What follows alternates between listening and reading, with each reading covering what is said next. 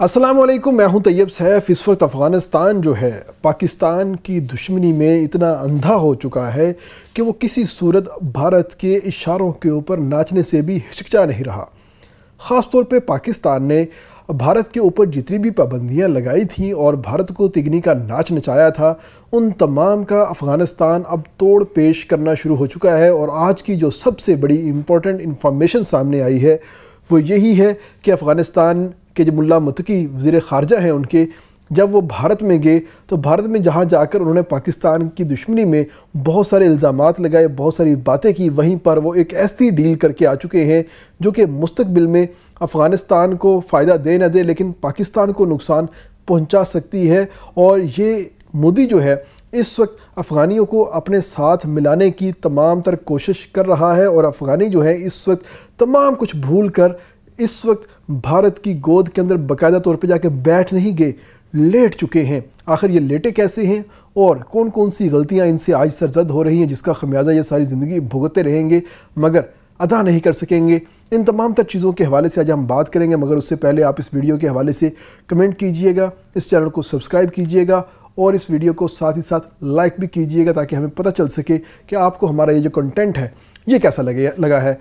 ख़ास तौर पे हम थोड़ी सी पीछे माजी में जाते हैं कि जब पाक भारत झड़प हुई थी मई 2025 के अंदर, उसके बाद जब हमने अपनी फ़ज़ाई हदूद को बंद कर दिया, भारत ने अपनी फ़ज़ाई हदूद को बंद कर दिया और हमने एक नई पाबंदी लगाई कि कोई भी भारतीय कंपनी, फ़ज़ाई कंपनी पाकिस्तान की हदूद को इस्तेमाल करते हुए यूरोप, अमेरिका, शमाली अमेरिका, लातिन अमेरिका और गल्फ़, सऊदीया, कतर, ईरान, ताजिकिस्तान, उज़्बेकिस्तान, इन ममालिक की तरफ जो है रूट इस्तेमाल नहीं कर सकेगी। हालांकि इसमें हमें नुकसान था मगर मुल्क के दिफा के लिए, मुल्कियान के लिए, मुल्क की शान के लिए हमने ये फ़ैसला लिया और इसका नतीजा क्या निकला।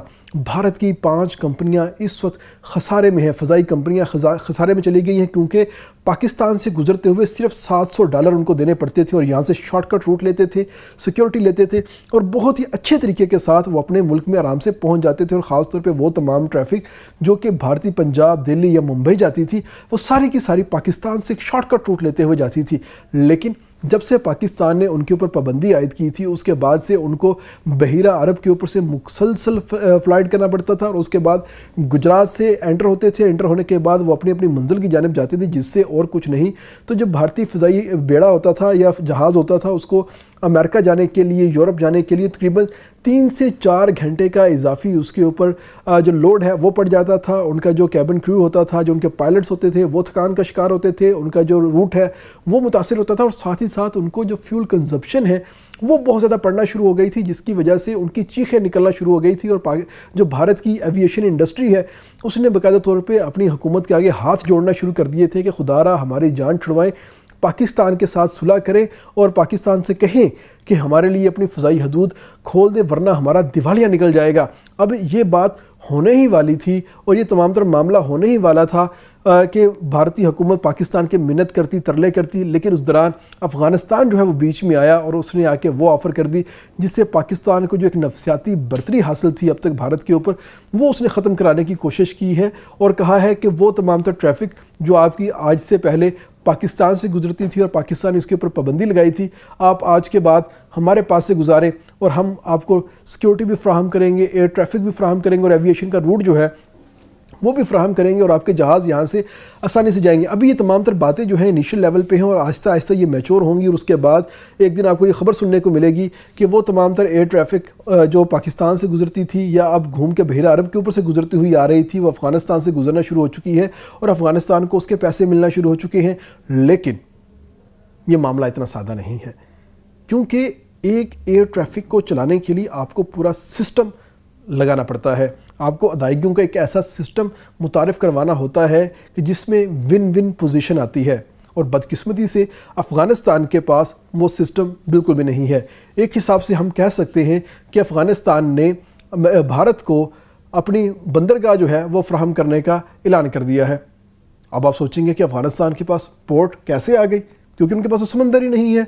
तो यही सिस्टम बिल्कुल फ़ज़ाई हदूद के अंदर भी आता है कि उनके पास फ़ज़ाई हदूद तो मौजूद है, लेकिन एयर ट्रैफिक कंट्रोल का सिस्टम उनके पास नहीं है। क्योंकि अब आपको मैं इस तमाम जो सिचुएशन है उसके बारे में बताता हूँ कि आखिर एयर ट्रैफिक कंट्रोल काम कैसे करता है।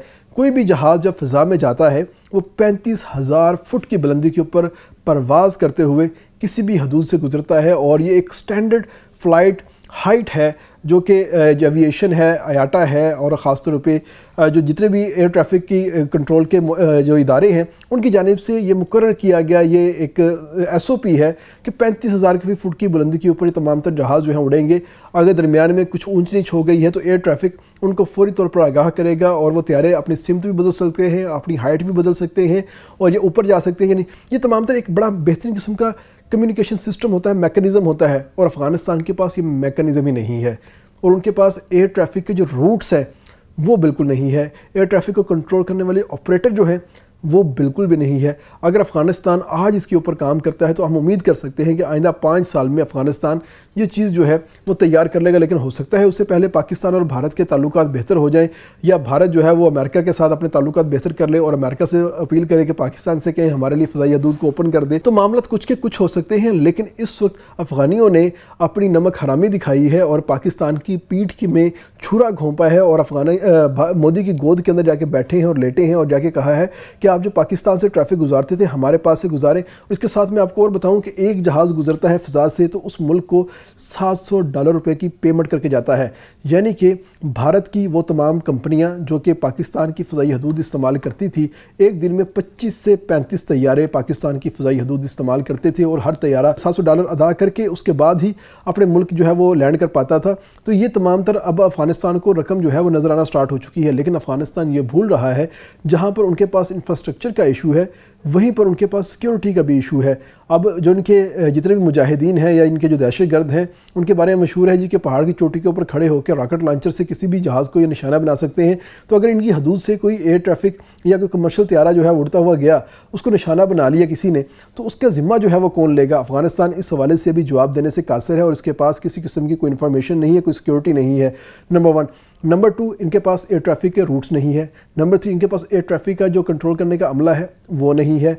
नंबर 4, मौसमियाती हालात जो हैं वो भी बड़े मैटर करते हैं कि किसी भी इलाके से हमने जहाज़ अगर गुजारना है तो वहाँ के जो मौसमियाती हालात कैसे हैं। ये जो जहाज़ हमारा है ये क्या बर्फीले इलाके से गुजर सकता है, या गर्म इलाके से गुजर सकता है, या ये समंदरी एरिया से गुजर सकता है। ये तमाम तर चीज़ें देखनी होती हैं। उसके बाद ये तमाम तर चीज़ें अप्लाई होने के बाद फिर आगे जाती हैं। तो बदकिस्मती से अब तक जितने भी तैयारे हैं, एयरबस है, बोइंग है, या दीगर जितने भी इदारे हैं वो जो ये तैयारे बना रहे हैं, वो तमाम के तमाम तैयारे इंटरनेशनल स्टैंडर्ड्स के हिसाब से बनाए जा रहे हैं, और उसमें अफ़गानिस्तान कहीं भी फॉल नहीं कर रहा है। यानी अफ़गानिस्तान को अपनी फ़ज़ाई हदूद भारत को देने के लिए पूरी की पूरी एविएशन इंडस्ट्री को बदलना पड़ेगा, उसके रूल्स बदलने पड़ेंगे, तमाम तो चीज़ें बदलनी पड़ेंगी। और सबसे अहम बात, अफ़गानिस्तान के ऊपर अभी तक आलमी पाबंदियाँ हैं।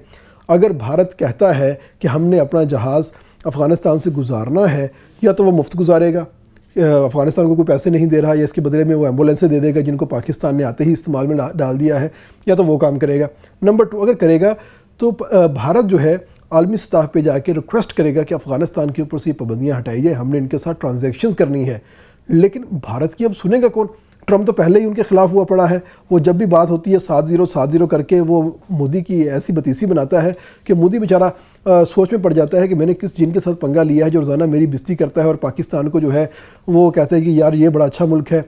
मिस्टर प्राइम मिनिस्टर शहबाज शरीफ की तारीफ़ें करता है और कहता है कि I have many friend but Asim Munir is my best friend. तो ये अपनी तकरीर में वो बातें करता है, और बातें करने के साथ साथ वो भारत की बेइज्जती भी फिट करके करता है। और इस वक्त सूरत हाल ये है कि भारत ने एक बड़ी चाल चली है अपनी तरफ से, अफ़गानियों को, नमक हरामियों को अपने साथ मिलाने की बात की है, और इन्होंने फटाफट हाँ में भर दी है। हालांकि इनको पता ही नहीं है कि आखिर में एयर ट्रैफिक को कंट्रोल करने के लिए क्या क्या चीज़ें चाहिए होती हैं। इनको फ़िलहाल एक फ़्लाइट के पीछे $700 तो नज़र आ रहे हैं, मगर वो $700 हासिल करने कैसे हैं इसके बारे में उनको बिल्कुल नहीं पता।